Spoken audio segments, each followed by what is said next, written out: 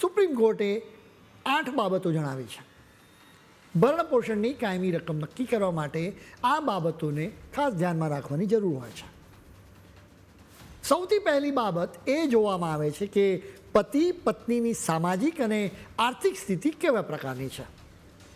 બીજી બાબત એ જોવામાં આવે છે કે પત્ની અને તેના પર નિર્ભર એવા બાળકોની વ્યાજબી જરૂરિયાતો કઈ કઈ છે. ત્રીજી બાબત એ જોવામાં આવે છે કે પતિ અને પત્ની કેટલું ભણ્યા છે, તેમજ તેઓ નોકરી કે ધંધો કરે છે કે નહીં. ચોથી બાબત એ જોવામાં આવે છે કે ભરણપોષણ માટે અરજી કરનારની સ્વતંત્ર આવક શું છે, તેમજ તેની પાસે કેટલી મિલકતો છે. પાંચમી બાબત એ જોવામાં આવે છે કે પતિ સાથેના લગ્ન જીવન દરમિયાન પત્નીનું જીવન ધોરણ કેવું હતું.